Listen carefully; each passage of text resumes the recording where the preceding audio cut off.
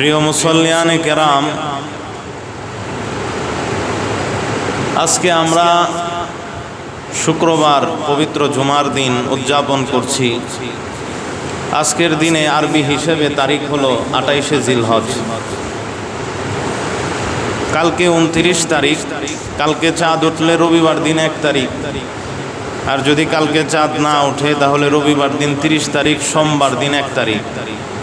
আবার একটি নতুন মাসের আগমন আমাদের সামনে ঘটবে, নতুন বৎসরের আগমন ঘটবে।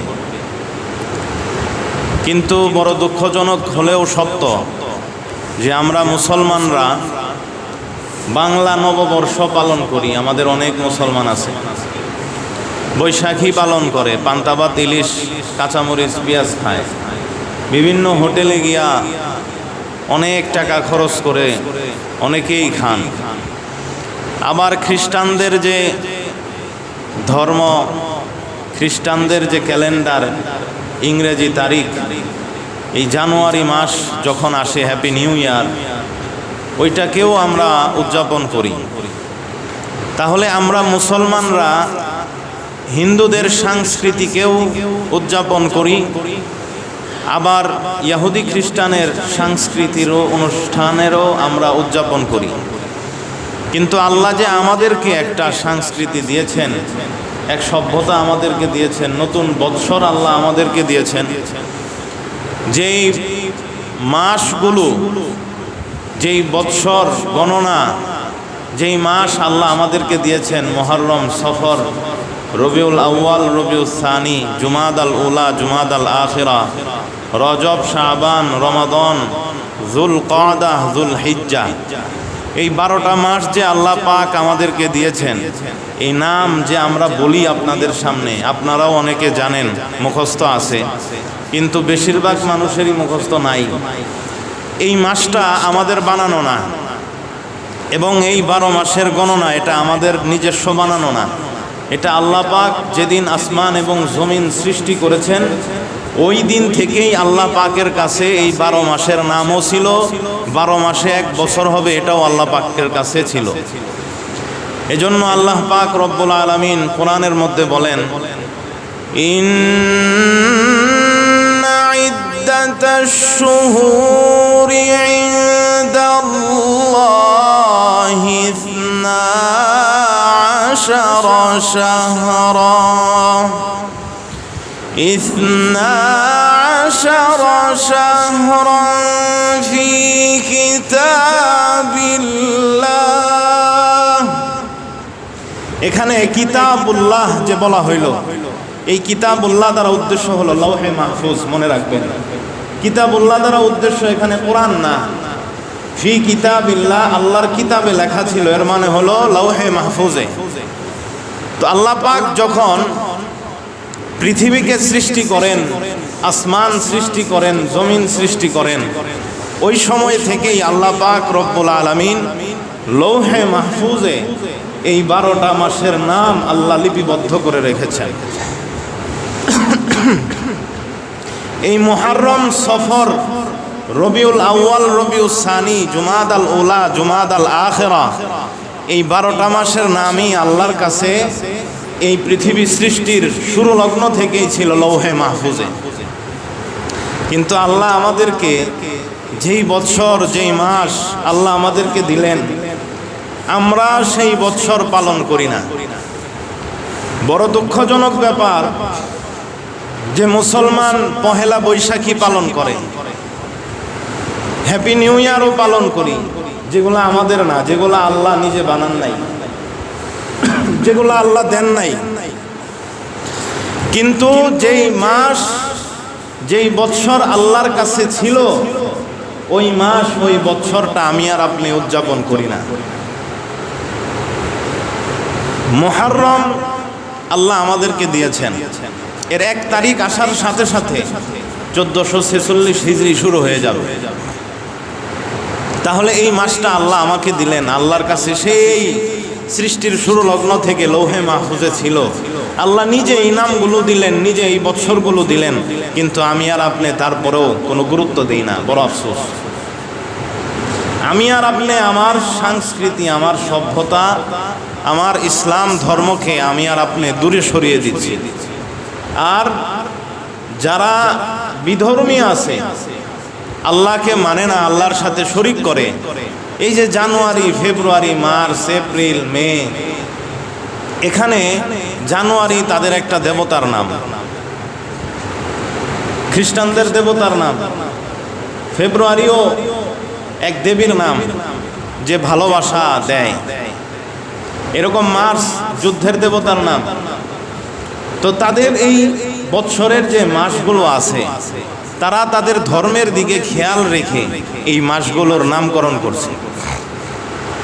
তারা বিভিন্ন তাদের দেবতার দিকে লক্ষ্য রেখে মাসগুলোর নামকরণ করেছে। কিন্তু আমি আর আপনি এগুলা না বুঝে, বা অনেকে আছেন বুঝেও, সেই পথেই আমরা পা দিচ্ছি যেই পথে তারা আমাদেরকে নিয়ে যাচ্ছে। কেন? আমরা তো মুসলমান, আমরা আমাদের নবীকে নবী বলে মানি সাল্লাল্লাহু আলাইহি ওয়াসাল্লাম, আল্লাহকে আমরা মাবুদ হিসেবে মানি। তাহলে আমার আল্লাহ আমাকে যেটা দিল, আমার রসুল আমাকে যেটা দিল, সেইটা কেন আমি ছেড়ে দিই? যেই মুসলমান আমার আর আপনার উপরে নির্যাতন করতেছে, আমার ভাইদের উপরে নির্যাতন করছে, তাদের রক্ত ছড়াচ্ছে, সেই সমস্ত মানুষের, বিধর্মীদের কৃষ্টি, কালচার, সভ্যতা, সংস্কৃতিকে আমরা কেন আঁকড়ে ধরছি? এই বিষয়গুলো আমাদের মনে মনে চিন্তা করা দরকার, ভাবা দরকার। আপনাকে আমাকে যে আল্লাহ রব্বুল আলামিন মুহররম মাস দিয়েছেন, আপনার অনুষ্ঠান করতে মনে চায়, ভালো খাবার খেতে মনে চায়, কেনাকাটা কিনতে মনে চায়, যে আপনি হ্যাপি নিউ ইয়ারকে সামনে রেখে কেনাকাটা করেন, তারপরে পহেলা বৈশাখীকে সামনে রেখে কেনাকাটা করেন, আমাদের মার্কেটগুলোতে ধুম পড়ে যায়। আপনাকে কেন এই পহেলা বৈশাখকে সামনে রেখে কেনাকাটা করতে হবে, যেটার মধ্যে আপনার কবিরা গুনাহ হয়? আপনাকে কেন এই হ্যাপি নিউ ইয়ারকে সামনে রেখে কেনাকাটা করতে হবে, যেই কেনাকাটার দ্বারা আপনার কবিরা গুনাহ হয়? কিন্তু আল্লাহ আপনাকে, নবীজি আপনাকে মুহররম মাস এর 10 তারিখ, এই 10 তারিখে নবীজি সাল্লাল্লাহু আলাইহি ওয়াসাল্লাম আপনাকে আমাকে কেনাকাটা করতে বলছেন, ভালো খাইতে বলছেন। এটার উপরে আমাদের আমল নাই। অথচ যেটা করলে কবিরা গুনাহ হয়, ওইটার মধ্যে আমাদের সবার খুব ভালো লাগে। আমার আর আপনার যদি কেনাকাটা করতেই মনে চায়, আপনি 10ই মুহররম করেন। আমি সামনে আপনাদেরকে বিস্তারিত বলবো যে নবী সাল্লাল্লাহু আলাইহি ওয়াসাল্লাম এই ব্যাপারে কি বলেছেন আমাদেরকে। সর্বপ্রথম আসেন যে আমরা আমাদের এই নতুন বৎসরের হিসাব রাখা শুরু করি। নতুন বৎসরকে সামনে রেখে আমরা আমাদের জীবনকে গড়ি। এই নতুন বৎসর ইসলামী বৎসর। অন্য কোনো ক্যালেন্ডারের হিসাব রাখা আমাদের জন্য জরুরি নয়, কর্তব্য নয়। কিন্তু ইসলামী ক্যালেন্ডারের হিসাব রাখা আমাদের উপরে ফরজে কিফায়া। জানাজার নামাজ যেই রকম ফরজে কিফায়া, ঠিক তদ্রূপ ইসলামী ক্যালেন্ডারের হিসাব রাখাও আমার আর আপনার উপরে ফরজে কিফায়া। আমাদের মুসলিম সমাজের এক শ্রেণীর মানুষ যদি এই ইসলামী ক্যালেন্ডারের হিসাব রাখে, তাহলে আমরা সবাই গুনাহ থেকে মুক্ত হব। কিন্তু আমরা কেউ যদি এই ইসলামী ক্যালেন্ডারের হিসাব না রাখি, তাহলে আমি আর আপনি সবাই কবিরা গুনার মধ্যে লিপ্ত হই। আর দেখেন, আমাদের ইবাদতের সাথেই সম্পর্ক হলো আমাদের ইসলামী ক্যালেন্ডারের। আপনি রোজা রাখবেন, রমাদান মাস আসতে হবে। এখন যদি আপনি শাবানের হিসাব ঠিক মতো না রাখেন, যদি লাস্টে গিয়ে একদিন কম বেশি হয়, বা শাবানের শুরুর তারিখে একদিন কম বেশি হয়, তাহলে শেষে যায় আপনার একদিন কম বেশি হবে হিসাব যদি আপনি ঠিক মতো না রাখেন। দেখা গেল যে মাসটা 29-এ ছিল, হিসাব ঠিক মতো রাখেন নাই, মাস গণনা করলেন 30-এ, তাহলে রমজানের একটি তারিখ আপনার ছুটে গেল, একটা রোজা আপনার ছুটে গেল। অনুরূপভাবে রমজানের হিসাব যদি আপনি ঠিক মতো না রাখেন, তাহলে ঈদ উল ফিতরের যে দিনটা আছে, ঈদ উল ফিতর 30-এ রোজা বা 29-এ রোজা, যে কোনো দুইটার একটা তো হবেই। এখন এই বৎসর মনে করেন 29-এ রোজা ছিল, কিন্তু আপনি হিসাব ঠিক মতো রাখেন নাই, তাহলে আপনার ঈদটা আপনি করলেন ঈদের পরের দিন। 29-এ রোজা থাকলে আপনার পরের দিন ছিল হলো ঈদ। কিন্তু আপনি গণনা ঠিক মতো করেন নাই, রোজা রাখছেন 30টা, তাহলে ঈদের দিন শাওয়ালের 1 তারিখ আপনার ছুটে গেল, আপনি ঈদের দিন বাদ দিয়ে অন্য দিন আপনি ঈদ উদযাপন করলেন, আর যেই দিন আপনার ঈদ উদযাপন করার কথা ছিল সেই দিন আপনি ঈদ উদযাপন করতে পারলেন না, বরং ওই দিন আপনি রোজা রাখলেন। তাহলে যেই দিন ঈদ ছিল ওই দিন আপনি রোজা রাখলেন, এই রোজা রাখার দ্বারা আপনি কবিরা গুনার মধ্যে লিপ্ত হলেন। আর একটা রোজা যখন আপনার ছুটে যাবে, আপনি 1000 বছর রোজা রাখলেও ওই রমজানের এক রোজার সমপরিমাণ সওয়াব আপনি জীবনে অর্জন করতে পারবেন। তাহলে দেখেন, এই ইসলামী ক্যালেন্ডারের উপরে আমাদের সব ইবাদতের ভিত্তি। যাকাত আদায় করা, যাকাতের বৎসর পূর্ণ, এটাও ইসলামী ক্যালেন্ডারের উপরে। ইসলামী বৎসর হিসেবে যাকাতের বৎসর আপনার পূর্ণ হবে। এখানে এই সূর্য ক্যালেন্ডারের বা ইংরেজি ক্যালেন্ডারের হিসাব নয়। যাকাত আপনার মালের উপরে 1 বছর পূর্ণ হলে যাকাত দিতে হয়, এই বৎসরটা পূর্ণ করতে হবে আপনার ইসলামী ক্যালেন্ডার অনুযায়ী। কিন্তু আমরা যদি এখন ইসলামী ক্যালেন্ডারের হিসাব যদি না রাখি, তাহলে আমার 1 বছর পূর্ণ হলো কবে আমি জানতেও পারলাম না। আমার 1 বছর পূর্ণ হয়েছে কবে আগে আমি গণনা করছি ইংরেজি হিসাবে কত পরে। বড় আফসোসের বিষয় যে কত দিনই প্রতিষ্ঠানও এরকম আছে, কিছু দিনই মাদ্রাসাও এরকম আছে যেখানে চল হলো ইংরেজি ক্যালেন্ডারের। ছুটির দরখাস্ত ইংরেজি, খানা টাকা দিবে ইংরেজি, অমুক ইংরেজি, পরীক্ষা তারিখ কত ইংরেজি, রুটিন পরীক্ষার খেয়ারের সময় রুটিন ইংরেজি, সব কিছুই ইংরেজি। তাহলে আমাদের এক শ্রেণীর আলেমরাই এই ইসলামী ক্যালেন্ডারের গুরুত্বকে ছেড়ে দিচ্ছে। কিছু মাদ্রাসায়ও এরকম আছে, ইংরেজি ক্যালেন্ডারের হিসাব করে, আরবি ক্যালেন্ডারের হিসাব নাই। এটা বড়ই দুঃখজনক বিষয়। আওয়াম করতে পারে হঠাৎ বিঠাৎ, সাধারণ মানুষ থেকে হয়ে যেতে পারে, কিন্তু দ্বীনি প্রতিষ্ঠানের সব মুআমালা, সব বিষয়গুলো ইংরেজি ক্যালেন্ডারের উপরে হবে, এটা ভাবা বড়ই আশ্চর্যজনক। কিন্তু আশ্চর্যজনক এবং দুঃখজনক হলেও সত্য যে কিছু মাদ্রাসায় এই ইংরেজি ক্যালেন্ডারের হিসাবের উপরেই সব কিছু হয়, কিন্তু উচিত ছিল মাদ্রাসাগুলোতে আমাদেরকে আরবি ক্যালেন্ডারের হিসাব করা। আরবি ক্যালেন্ডারের উপরে ভিত্তি করেই আমাদের পরীক্ষার রুটিন করা, খেয়ারের রুটিন করা, ক্লাসের রুটিন করা, সব কিছুর রুটিন করা উচিত ছিল আরবি ক্যালেন্ডারের উপরে ভিত্তি করে, ছুটি দেওয়া আরবি ক্যালেন্ডারের উপরে ভিত্তি করে। তাহলে আমরা কি ইংরেজি আর বাংলার হিসাব রাখবো না? এটা কি আমাদের জন্য রাখা না জায়েজ? না, আপনি রাখতে পারেন, আপনার দুনিয়াবি কোনো প্রয়োজনের কারণে আপনি ইংরেজি হিসাবও রাখতে পারেন। তবে সবচেয়ে মূল আপনার কাছে যেটা, সেটা হলো আরবি ক্যালেন্ডারের হিসাব রাখা। আরবি ক্যালেন্ডারের হিসাব আপনি আগে রাখবেন, কেননা এর সাথে আপনার ইবাদতের সম্পর্ক। এরপরে দুনিয়ায় চলতে গেলে, যেহেতু দুনিয়ার সিস্টেমই এখন এরকম হয়ে গেছে, দুনিয়ার নানান কাজের মধ্যে সব জায়গায় এগুলাই সব ইংরেজি ক্যালেন্ডার, অফিস আদালতে সব জায়গায়। তো সেই জন্য আমরা আমাদের কর্মের ক্ষেত্রে আমাদের এই ইংরেজি ক্যালেন্ডারের হিসাব করব, কিন্তু বাকি আমরা মূল গুরুত্বটা দিব হলো আমাদের আরবি ক্যালেন্ডারের উপর। আরবি ক্যালেন্ডারের উপরে মূল গুরুত্ব দেওয়ার পর এখন আমরা দুনিয়ার যা নানান কাজ আছে, এই কাজের জন্য ছেলে মেয়ে স্কুলে পড়ে, সেই জন্য আমাদের ইংরেজি ক্যালেন্ডারের হিসাব রাখতে হবে, রাখতে পারেন, সমস্যা নাই, এটা না জায়েজের কিছু না। অনুরূপভাবে আপনি বাংলা ক্যালেন্ডারের হিসাব রাখতে পারেন, তবে মুসলমানের ঐতিহ্য হলো আরবি ক্যালেন্ডারের হিসাব রাখা, এটা যেন আমরা ভুলে না যাই। এখন আসেন যে মুহররম এই মাসটা আল্লাহর কাছে কতটুকু সম্মানিত। মুহররম এই মাসটা আল্লাহর কাছে অত্যন্ত সম্মানিত একটি মাস। আল্লাহ পাক রব্বুল আলামিন বলেন, মিনহা আরবাআতুন হুরুম, এই 12টি মাসের মধ্য থেকে 4টি মাস হলো আমি আল্লাহর কাছে সবচেয়ে বেশি সম্মানিত। 4টি মাস কি কি? যুলকাদা, যুলহিজ্জা, মুহররম আর হলো রজব মাস।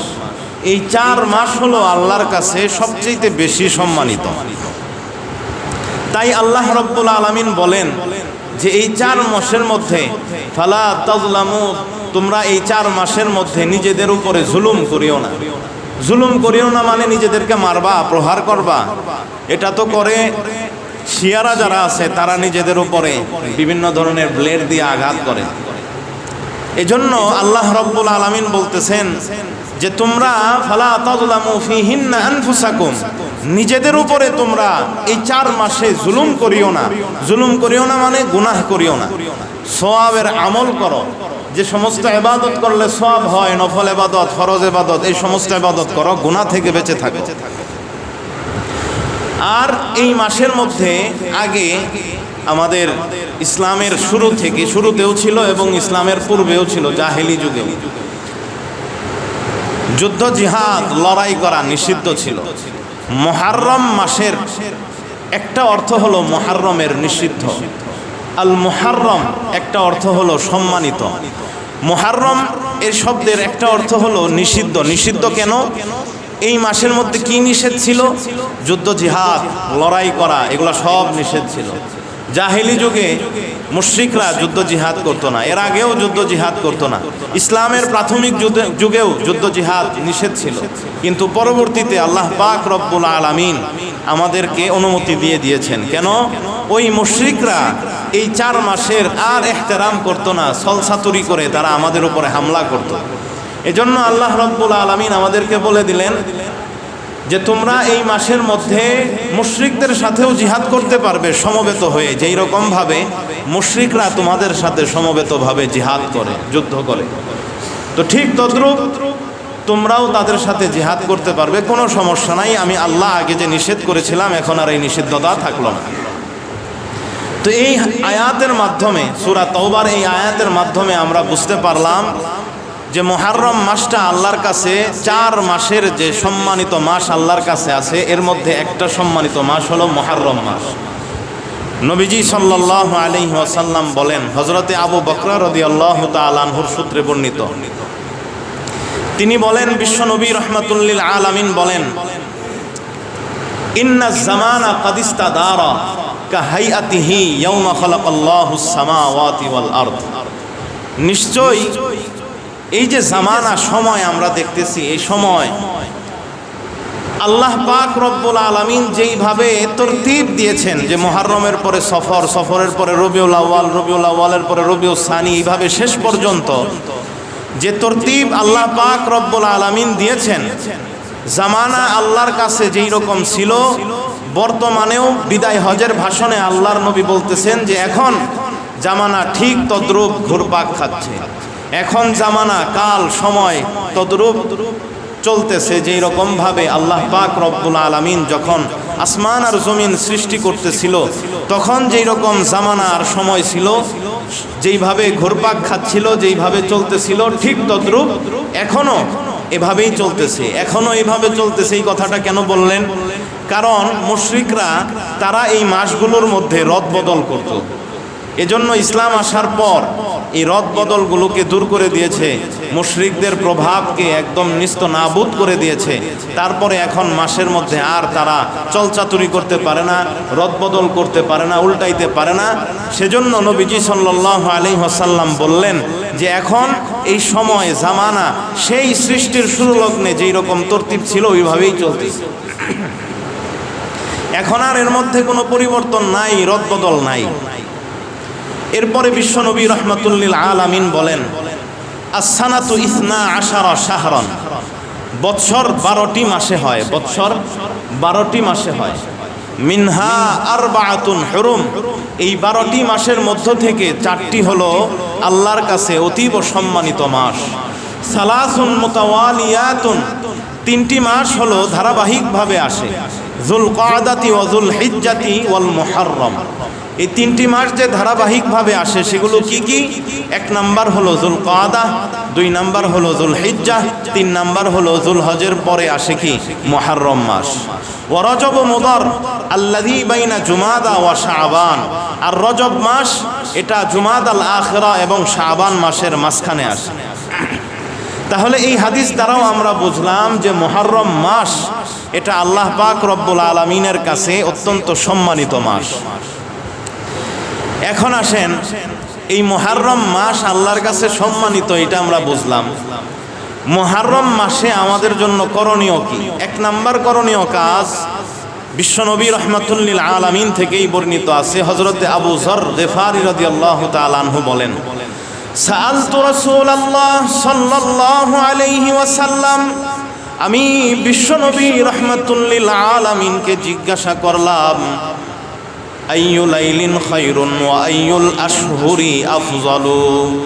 ইয়া রাসূলুল্লাহ, রাতের কোন অংশটা আল্লাহর কাছে সবচেয়ে বেশি প্রিয়?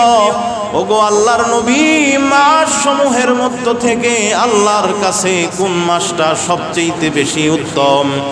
বিশ্বনবী রাহমাতুল্লিল আলামিন বলেন, খায়রুল লাইলি জাওফুহু।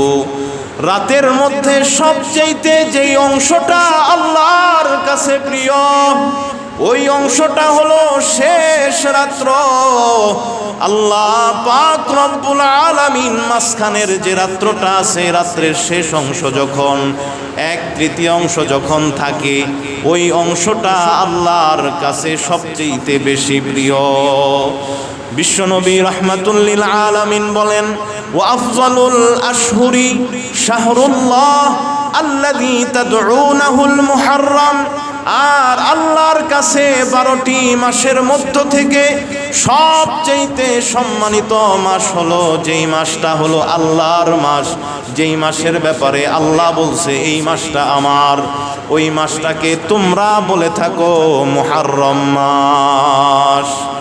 তাহলে এই হাদিসের মাধ্যমেও আমরা বুঝলাম যে আল্লাহর কাছে মুহাররম মাসটা সবচেয়ে সম্মানিত মাস।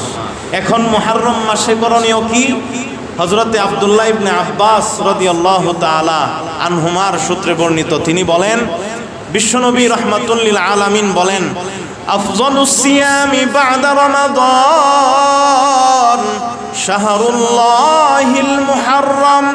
আল্লাহর কাছে রমজান মাসের পরে যেই রোজাটা সবচেয়ে বেশি প্রিয়, আল্লাহর কাছে রমজান মাসের পরে যেই মাসে রোজা রাখা সবচেয়ে বেশি পছন্দনীয়, ওই মাসটা হলো মুহাররম মাস।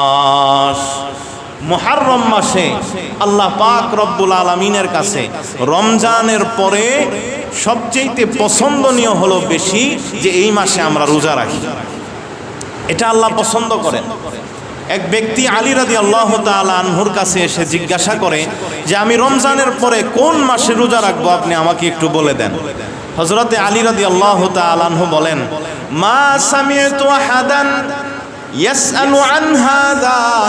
আমি কাউকে এই সম্পর্কে নবীজিকে জিজ্ঞাসা করতে শুনি নাই, ইল্লা রাজুলান ইয়াসআলু রাসূলুল্লাহ সাল্লাল্লাহু আলাইহি ওয়াসাল্লাম। তবে এক ব্যক্তি নবীজিকে জিজ্ঞাসা করেছিল, ওয়া আনা কাঈদুন ইনদাহু, আর আমি তখন নবীজির কাছে বসা ছিলাম। ওই ব্যক্তি নবীজিকে কি বলল? ইয়া রাসূলুল্লাহ, ওগো আল্লাহর নবী, আইয়ু শাহরিন তা'মুরুনি আন আসুমা বা'দা রমাদান। রমজান মাসের পরে আপনি আমাকে কোন মাসে রোজা রাখার নির্দেশ দেন? বিশ্বনবী রাহমাতুল্লিল আলামিন বলেন, যদি তুমি রমজান মাসের পরে কোনো মাসে রোজা থাকো, তাহলে তুমি ফাসুমি মুহাররমা, তুমি মুহাররম মাসে তুমি রোজা রাখো। কেন আমি মুহাররম মাসে রোজা রাখবো? বিশ্বনবী রাহমাতুল্লিল আলামিন বলেন, ফাইন্নাহু শাহরুল্লাহ, কেননা এই মাসটা হলো আল্লাহর মাস। ওয়া ফীহি ইয়াউমুন তাবাল্লাহু আলা কওমিন, আর মুহাররম মাসে এমন একটা দিন আছে যেই দিনে আল্লাহ বনি ইসরাঈলদের তওবা কবুল করেছিল। ওয়া ইয়াতুবু ফীহি আলা কওমিন আখারিন, আর ওই দিনে আল্লাহ অন্য অন্য সম্প্রদায়েরও তওবা কবুল করবেন। তুমি মুহাররম মাসে রোজা রাখো। কেন মুহাররম মাসে রোজা রাখবা? কারণ এটা আল্লাহর মাস, এবং আল্লাহ এই মাসের এমন একটা দিন আছে যেই দিনে আল্লাহ বনি ইসরাইলের তওবা কবুল করেছিলেন। এক সম্প্রদায়, এর মানে হলো বনি ইসরাইলের তওবা আল্লাহ কবুল করেছিলেন, তাই আর এই দিনেই আল্লাহ তাআলা অন্য এক সম্প্রদায়েরও তওবা কবুল করবেন। তাই তুমি মুহাররম মাসে, রমজানের পরে যদি কোনো মাসে রোজা রাখো, তাহলে মুহাররম মাসেই রোজা রাখো। তাহলে এই দুই হাদিসের মাধ্যমে আমরা বুঝতে পারলাম যে মুহাররম মাস আসলে আমাদের জন্য 1 নাম্বার করণীয় কাজ হলো রোজা রাখা। আর 2 নাম্বার কাজ হলো আল্লাহ পাক রব্বুল আলামিন কোরআনের মধ্যে বলেন, ফালা তাযলিমু ফীহিন্না আনফুসাকুম। আল্লাহ বলতেছেন তোমরা এই মুহররম মাস সহ বাকি যে আরো 3 মাস আছে, যুলকাদা, যুলহিজ্জাহ আর হলো রজব, এই 3 মাস সহ মুহররম মাস, এই 4 মাস, এই 4 মাসে তোমরা কোনো গুনাহ করিও না, গুনাহ থেকে টোটালি বেঁচে থাকো। কেন?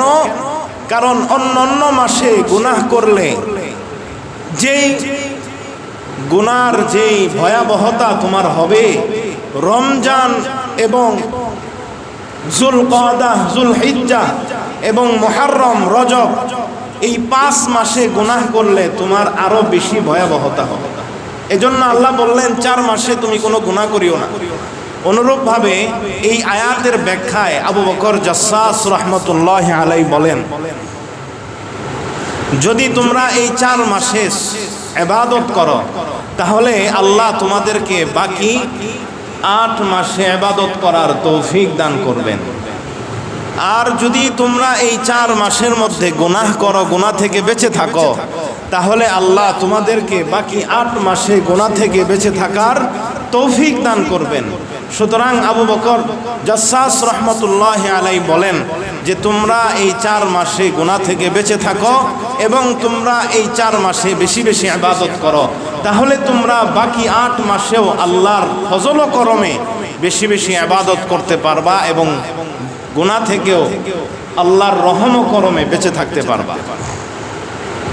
তাহলে আয়াতের এই অংশ আল্লাহ আমাদেরকে বললেন যে এই মাস আসলে, মুহররম মাস আসলে গুনাহ থেকে বাঁচতে হবে। সুতরাং মুহররম মাসের 2 নাম্বার করণীয় হলো গুনাহ থেকে বাঁচা। 3 নাম্বার করণীয় কাজ, মুহররম মাসে একটা বিশেষ দিন আছে, বিশেষ তারিখ, যেই তারিখটাকে 10 তারিখ বলি আমরা, আশুরার দিন বলি। আশুরার দিন দ্বারা কোন দিন উদ্দেশ্য? মুহররমের 10 তারিখ উদ্দেশ্য। দলিল কি? হযরতে আব্দুল্লাহ ইবনে আব্বাস রাদিয়াল্লাহু তাআলা আনহুর সূত্রে বর্ণিত, তিনি বলেন, আমার রাসূলুল্লাহ সাল্লাল্লাহু আলাইহি ওয়াসাল্লাম ইয়াউমা আশুরা, সামা রাসূলুল্লাহ সাল্লাল্লাহু আলাইহি ওয়াসাল্লাম ইয়াউমা আশুরা, নবীজি সাল্লাল্লাহু আলাইহি ওয়াসাল্লাম আশুরার দিন রোজা রাখতেন। ওয়া আমারা বিসিয়ামিহি, এবং নবীজি সাল্লাল্লাহু আলাইহি ওয়াসাল্লাম আমাদেরকে এই আশুরার দিন রোজা রাখার নির্দেশ দিতেন। এটা আব্দুল্লাহ ইবনে আব্বাস রাদিয়াল্লাহু তাআলা আনহুমার হাদিসে বর্ণিত। আব্দুল্লাহ ইবনে আব্বাস রাদিয়াল্লাহু তাআলা আনহুমার হাদিসেই আরেক জায়গায় বর্ণিত আছে যে এই আশুরার দিনটা কোন দিন। নবীজি সাল্লাল্লাহু আলাইহি ওয়াসাল্লাম যে আশুরার দিন আমাদেরকে রোজা রাখার আদেশ দিয়েছেন সেটা হলো ইয়াউমাল আশিরি, সেটা হলো মুহররমের 10 তারিখ। তো এই হাদিসের দ্বারা আমরা বুঝলাম যে নবীজি সাল্লাল্লাহু আলাইহি ওয়াসাল্লাম আমাদেরকে আশুরার দিন যে রোজা রাখতে আদেশ দিয়েছেন সেই দিনটা হলো ইয়াউমাল আশির, মুহররমের 10 তারিখ। এটাই জমহুর সাহাবায়ে কেরাম, তাবেঈন এবং আইম্মায়ে মুস্তাহিদিনদের মত যে মুহররমের 10 তারিখে আমাদের রোজা রাখতে হবে। রোজা রাখার হুকুমটা হলো নফল। এই রোজা আল্লাহর কাছে কতটুকু প্রিয়? আবু কাতাদা রাদিয়াল্লাহু তাআলা আনহুমার সূত্রে বর্ণিত, আবু কাতাদা রাদিয়াল্লাহু তাআলা আনহু বলেন, নবীজি সাল্লাল্লাহু আলাইহি ওয়াসাল্লাম ইরশাদ করেন, সিয়ামু ইয়াউমি আরাফা আহতাসিবু আলাল্লাহ আন ইউকাফফিরা আস-সানাতাল্লাতী ক্বাবলাহু ওয়াস-সানাতাল্লাতী বা'দা। আরাফার দিন যদি কেউ রোজা রাখে, আমি নবীজি আল্লাহর কাছে আশা রাখি যে এই একদিন রোজা রাখলে, অর্থাৎ 9 তারিখ জিলহজের 9 তারিখে যদি কেউ রোজা রাখে, তাহলে আমি নবীজি আল্লাহর কাছে আশা রাখি যে আল্লাহ তার আগের এবং পরের, পূর্বের 1 বছর এবং পরের 1 বছর, 2 বছরের আল্লাহ গুনাহ মাফ করে দিবেন। এরপরে বিশ্বনবী রাহমাতুল লিল আলামিন বলেন, ওয়া সিয়ামু ইয়াউমি আশুরা আহতাসিবু আলাল্লাহ আন ইউকাফফিরা আস-সানাতাল্লাতী ক্বাবলা। আর মুহররমের 10 তারিখ যদি কেউ রোজা রাখে, আমি নবীজি আল্লাহর কাছে আশা রাখি যে আল্লাহ তার পূর্বের তার এই যে বছর সে রোজা রাখতেছে, এই বছরের পূর্বের বছর, এই পুরা বছরের যে সগীরা গুনাহ আছে আল্লাহ তাআলা এই সব সগীরা গুনাহকে আল্লাহ মাফ করে দিবেন। একদিনের রোজা শুধু, তাই আল্লাহ সব মাফ করে দিবেন। তাহলে এই হাদিস দ্বারা আমরা মুহররমের 10 তারিখের রোজা রাখার ফজিলত বুঝতে পারলাম। এই মুহররমের 10 তারিখ রোজা রাখা এটা ইসলামের প্রাথমিক যুগে নবীজি সাল্লাল্লাহু আলাইহি ওয়াসাল্লাম বাধ্যতামূলকভাবে আমল করতেন। এবং মদিনায় আসার পর যখন নবীজি দেখলেন যে ইহুদিরা রোজা রাখতেছে মুহররমের 10 তারিখ, তখন নবীজি সাল্লাল্লাহু আলাইহি ওয়াসাল্লাম সাহাবায়ে কেরামকেও আদেশ দিলেন যে তোমরাও মুহররমের 10 তারিখ রোজা রাখো। আর এই দিন রোজা রাখাটা ছিল ফরজ। রমজানের রোজা এটা ফরজ হওয়ার পূর্বে মুহররমের 10 তারিখের রোজা ফরজ ছিল, এটা অনেক উলামায়ে কেরামের মত।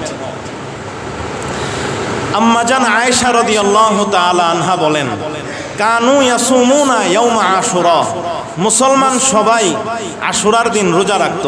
ক্বাবলা আন ইউফরাদা রমাদান, রমজানের রোজা ফরজ হওয়ার পূর্বে। রমজানের রোজা ফরজ হওয়ার পূর্বে মুসলমান সবাই এই মুহররমের 10 তারিখে রোজা রাখত। ওয়া কানা ইয়াওমান তুস্তারু ফীহি কাবা, আর এটা এমন একটা দিন ছিল যেই দিন কাবায় কাপড় পরানো হইতো। অর্থাৎ জাহিলি যুগের লোকেরা এই দিনে রোজাও রাখত এবং মুসলমানরাও এই দিন মুহররম এর 10 তারিখ মুসলমানরাও রোজা রাখত রমজানের রোজা ফরজ হওয়ার পূর্বে। তো রমজানের রোজা ফরজ হওয়ার পূর্বে মুসলমানরাও রোজা রাখত, ওইদিকে কাফের মুশরিকরাও এই মুহররমের 10 তারিখে রোজা রাখত। আর তারা কি করত? ওয়া কানা ইয়াওমান তুস্তারু ফীহিল কাবা, জাহিলি যুগে তারা এই দিনে মুহররমের এই 10 তারিখে তারা কাবায় গিলাফ পরাইতো, কাপড় পরাইতো, যেরকম আমরা পরাই। কাবায় গিলাফ পরানো এটা শুধুমাত্র আমরা যে পরাই, আমরা যে গিলাফ পরাইতেছি এটা আমাদের মধ্যেই শুধু সীমাবদ্ধ না, সেই শুরুর যুগ থেকে আদম আলাইহিসসালাতু ওয়াসসালামের ওই সময় থেকেই সম্ভবত চলে আসতেছে। এমনকি আরবের মুশরিকরা, কাফেররা, তারাও কাবায় গিলাফ পরানো, কাবায় কাপড় জড়ানো এটাকে তারাও অনেক সম্মানের কাজ মনে করত, সওয়াবের কাজ মনে করত। আর তারা এই কাপড় পরানোর কাজটা করত মুহররমের 10 তারিখে। কেন?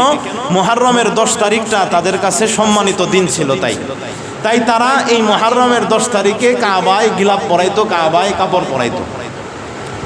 নবীজি সাল্লাল্লাহু আলাইহি ওয়াসাল্লাম বলেন, ফালাম্মা ফারাদাল্লাহু রমাদানা, যখন আল্লাহ তাআলা রমজানের রোজা ফরজ করলেন, এবার নবীজি সাল্লাল্লাহু আলাইহি ওয়াসাল্লাম বলেন, ফামান শাআ আইয়াসুমাহু ফালইয়াসুম, তোমাদের মধ্য থেকে যে চায় এই আশুরার মুহররমের 10 তারিখে রোজা রাখতে সে যেন রোজা রাখে। ওয়ামান শাআ আইয়াতরুকাহু ফালইয়াতরুক, আর যে চায় মুহররমের 10 তারিখের রোজা না রাখতে সে যেন না রাখে, সমস্যা নেই। তাহলে এই হাদিস দ্বারা আমরা বুঝলাম যে আমাদের উপরে মুহররমের 10 তারিখের রোজা পূর্ব ফরজ ছিল। আরেকটা হাদিস নেন, আম্মা জান আয়েশা রাদিয়াল্লাহু তাআলা আনহা থেকেই বর্ণিত, তিনি বলেন, কানা ইয়াউমু আশুরা তাসুমুহু কুরাইশুন ফিল জাহিলিয়া, আশুরার 10 তারিখ, মুহররমের 10 তারিখ এটা এমন দিন ছিল জাহিলি যুগে মুশরিকরা এই দিনে রোজা রাখত। ওয়া কানা রাসূলুল্লাহ সাল্লাল্লাহু আলাইহি ওয়াসাল্লাম ইয়াসুমুহু, আর নবীজি সাল্লাল্লাহু আলাইহি ওয়াসাল্লামও এই দিন রোজা রাখতেন। নবীজি সাল্লাল্লাহু আলাইহি ওয়াসাল্লাম এই দিন পৃথকভাবে আগে থেকে রোজা রাখতেন, অন্য কাউকে বলতেন না। ফালাম্মা কাদিমাল মদিনাতা, নবীজি যখন মদিনায় আসলেন, সামাহু ওয়া আমারা বিসিয়ামি, নিজেও রোজা রাখতেন, সাহাবায়ে কেরামকেও এই মুহররমের 10 তারিখে রোজা রাখার আদেশ করলেন। আগে আদেশ করেন নাই, এখন আদেশ করতেছেন।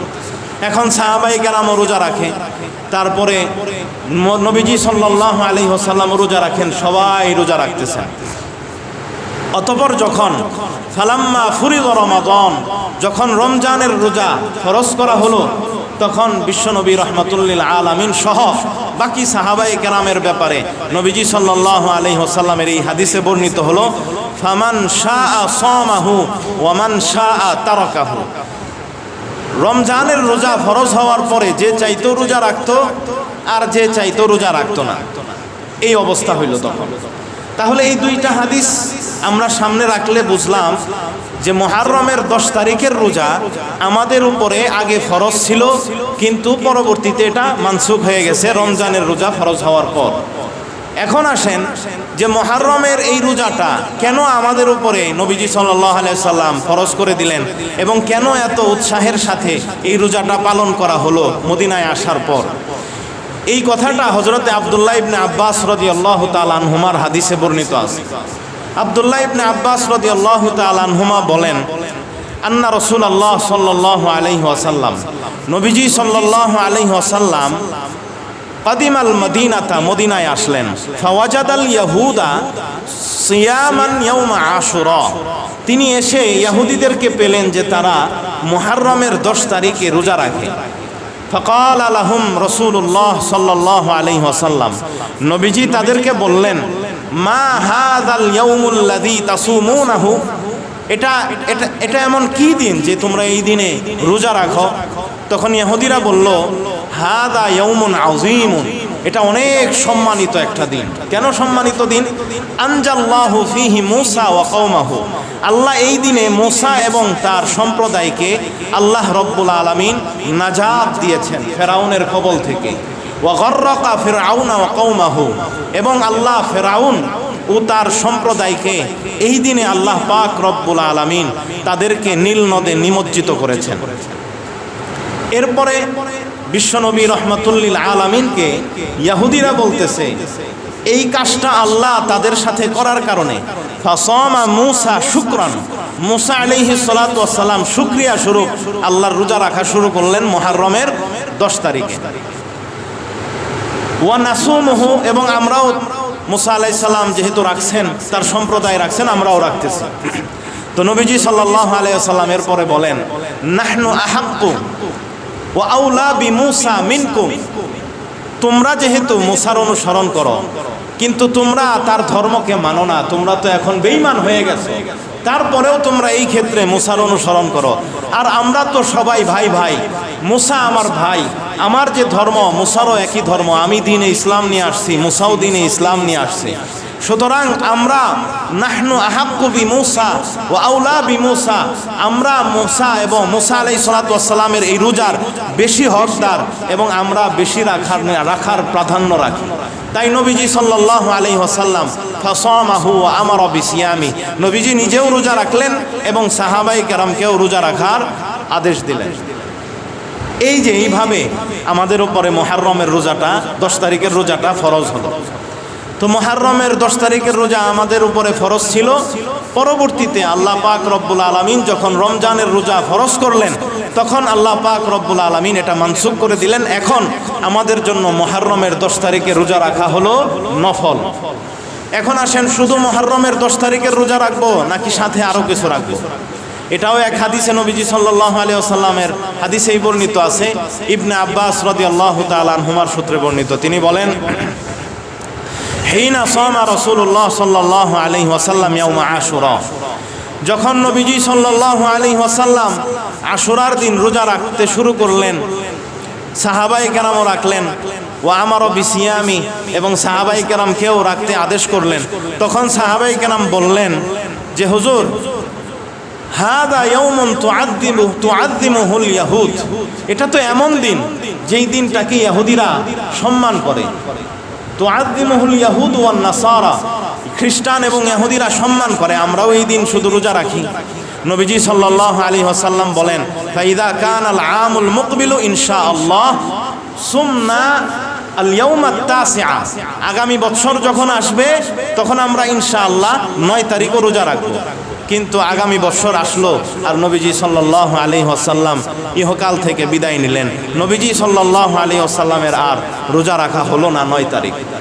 কিন্তু এই হাদিস দ্বারা আমরা বুঝলাম যে নবীজি সাল্লাল্লাহু আলাইহি ওয়াসাল্লাম মুহররমের 10 তারিখ সহ 9 তারিখ রোজা রাখার প্রেরণা তিনি আমাদের সামনে প্রকাশ করেছেন, প্রেরণা দিয়েছেন এবং ওনার আকাঙ্ক্ষাও প্রকাশ করেছেন। অপর এক হাদিসে ইবনে আব্বাস থেকেই বর্ণিত, নবীজি বলেন, সুমু ইয়াউমা আশুরা, তোমরা আশুরার দিন রোজা রাখো। ওয়া খালিফু ফীহিল ইয়াহুদ, এবং ইহুদিদের সাথে তোমরা এখানে ভিন্নতা অবলম্বন করো। ফাসুমু ক্বাবলাহু ইয়াওমান আও বা'দাহু ইয়াওমান, তাই তোমরা মুহররমের 10 তারিখ রোজা রাখলে তার আগে একদিন রোজা রাখো, অথবা মুহররমের 10 তারিখ রোজা রাখলে তারপরে অর্থাৎ 11 দিন 11 তারিখে রোজা রাখো। হয় 9 আর 10 রাখো, না হলে 10 আর 11 তারিখ রোজা রাখো, যে কোনো একটা করো। কিন্তু তারপরেও যদি আপনি শুধু 10 তারিখ রোজা রাখেন, তারপরেও আপনি এই সওয়াব পাবেন ইনশাআল্লাহ। এই গেল ভাই মুহররমের 10 তারিখ রোজার বিধান, আমরা সকলেই রাখার চেষ্টা করব ইনশাআল্লাহ। এরপরে মুহররমের 10 তারিখে আরেকটা আমল আছে, সেই আমলটা আমি আপনাদেরকে সর্বপ্রথম একটু ইঙ্গিত দিয়েছিলাম। সেটা জাবের রাদিয়াল্লাহু তাআলা আনহুর সূত্রে বর্ণিত। তিনি বলেন, নবীজি সাল্লাল্লাহু আলাইহি ওয়াসাল্লাম ইরশাদ করেন, মান ওয়াসসা আলা নাফসিহি ওয়া আহলিহি ইয়াউমা আশুরা, যে ব্যক্তি মুহররমের 10 তারিখে নিজের উপরে ভালোভাবে খরচ করে, প্রশস্ততার সাথে খরচ করে, এবং নিজে প্রশস্ততার সাথে খানা খায়, এবং নিজের পরিবারের উপরে প্রশস্ততার সাথে খরচ করে, তাদেরকেও ভালো খাবার দাবারের আয়োজন করে, তাহলে ওয়াসা আল্লাহু আলাইহি সাইরা সানাতি, আল্লাহ তার উপরে পুরা বৎসর তার রিজিকে আল্লাহ বরকত দান করবেন। এই হাদিসটা হয়তোবা কিছু মানুষের মুখে আপনি শুনবেন যে এই হাদিসটার কোনো ভিত্তি নাই, এটা বাদ, এই সেই। কিন্তু বাস্তব কথা হলো, এই হাদিসটা ইবনে আব্দুল বার, আপনারা তো চিনবেন না, ইবনে আব্দুল বার একজন বড় মাপের মুহাদ্দিস ছিলেন। তার এক কিতাব আছে আল ইস্তিযকার, এই কিতাবের মধ্যে এই হাদিসটা উনি ওনার সূত্রে সনদে নিয়ে আসছেন। এই হাদিসটাকে অনেকেই বলছেন যে এটা সহিহ মুসলিমের শর্ত অনুযায়ী সহিহ, মুসলিম শরীফের শর্ত অনুযায়ী কি এটা সহিহ হাদিস। তো যাই হোক, আপনি যদি এটাকে জয়ীফও বলেন, অনেকেই বলে জয়ীফ, কিন্তু তারপরেও মোল্লা আলী কারি রহমতুল্লাহ আলাই, সাখাবি রহমতুল্লাহ আলাই এবং আহলে হাদিসের একজন বড় মাপের আলেম, তিরমিজি শরীফের যিনি শরা লেখছেন তুহফাতুল আহওয়াজি, তার নাম হলো আব্দুল্লাহ ইবনে মুহাম্মদ মুবারকপুরি রহমতুল্লাহ আলাই, তিনি এবং তাহের পটনি, উনি আরও অনেক উলামায়ে কেরাম এই হাদিসটার ব্যাপারে তারা বলেন এই হাদিস প্রমাণিত, এই হাদিসের উপরে আমল করা যাবে। এবং এই হাদিসটা জাবের রাদিয়াল্লাহু তাআলা আনহুর সূত্রেও বর্ণিত, আবু হুরায়রার সূত্রেও বর্ণিত, হযরতে আবু সাঈদ খুদরি রাদিয়াল্লাহু তাআলা আনহুর সূত্রেও বর্ণিত, এবং আরও কিছু সাহাবীর থেকেও এই হাদিসটা বর্ণিত হয়েছে। একাধিক সূত্রে বর্ণিত হওয়ার কারণে সব মিলাইলে পরে এই হাদিসটা কমসে কম হাসান লি গায়রিহির পর্যায়ে যায়, কমসে কম হাসান লি গায়রিহির পর্যায়ে যায়, মানে যেটা দলিলযোগ্য, এই হাদিসের উপরে আমল করা যাবে। এমনকি জাবের রাদিয়াল্লাহু তাআলা আনহু বলেন, আমরা এর উপরে পরীক্ষা করেছি।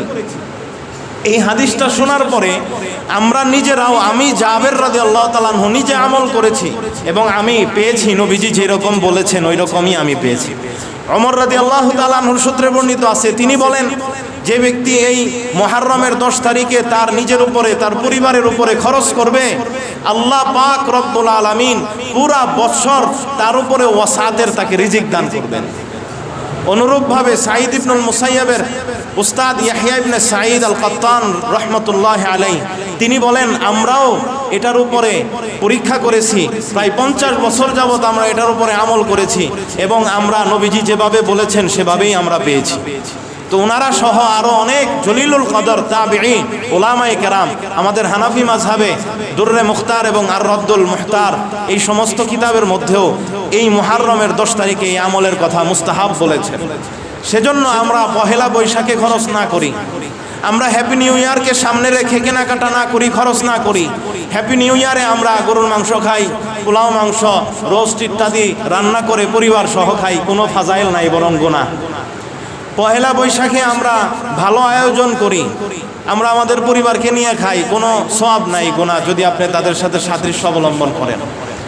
আর মুহররমের 10 তারিখ যদি আমি আর আপনি খরচ করি আমার পরিবারের উপরে, ভালো খাই, আমি কেনাকাটা করি, তাহলে আল্লাহ আমাকে আপনাকে সওয়াব দান করবেন, এবং পুরা বৎসর আল্লাহ আমার রিজিকের মধ্যে ওয়াসাআত দান করবেন। এজন্য ভাই সব বাদ দিয়ে মুহররমের 10 তারিখ যদি কেনাকাটা করতেই মন চায়, ভালো খাইতে মন চায়, তাহলে এই তারিখে খান, নিজের পরিবারদের উপরে খরচ করেন। এখন আপনি বলতে পারেন, হুজুর রোজা রাখবো, তাহলে আবার খরচ করব কিভাবে?